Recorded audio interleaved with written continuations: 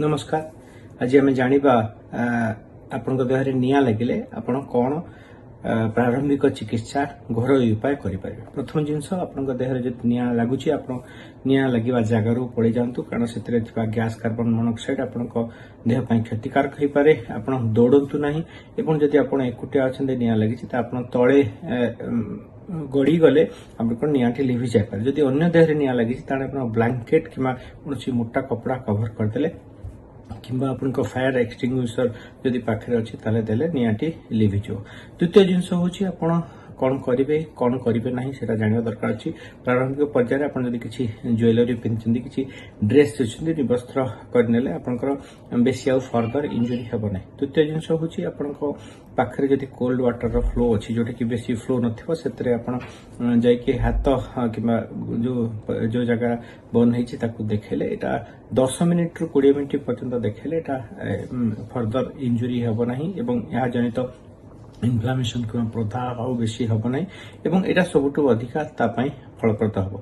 कौन भी महू कहतु कि बटर कहतु कि प्रलेप केमती किसी लोग कोलगेट में लगाते ये सब लगातु ना। लगेवा द्वारा परवर्ती पर्यायर इन्फेक्शन बेसी हमार संभावना थाए।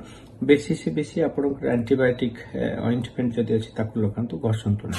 जदि आपंकर से ब्लिस्टर होती जो फुटका होती फटातु ना कि फटेला भी से हाथ मारतु ना। से केवल ठंडा पानी आप पकई पारे कि मलम लगे पारे।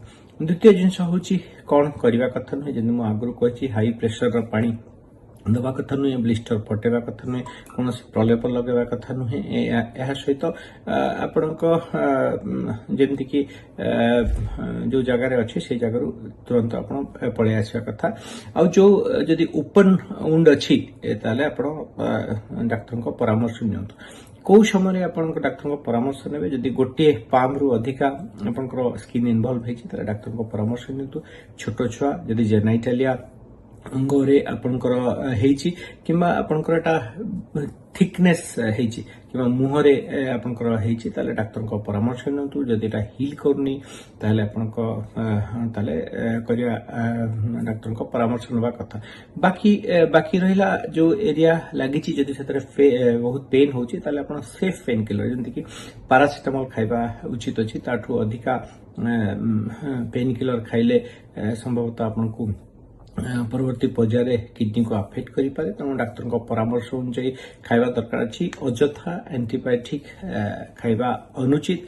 डाक्तर परामर्श अनुसार जदि चिकित्सा करेंगे तार जनित आपंकर कॉम्प्लिकेशन ठार बंची पारे। तेणु सुरक्षित रही बर्तमान केमती न हो देखु एवं जदि प्रारंभिक पर्यायर आप घरोई चिकित्सा माध्यम ठीक करें।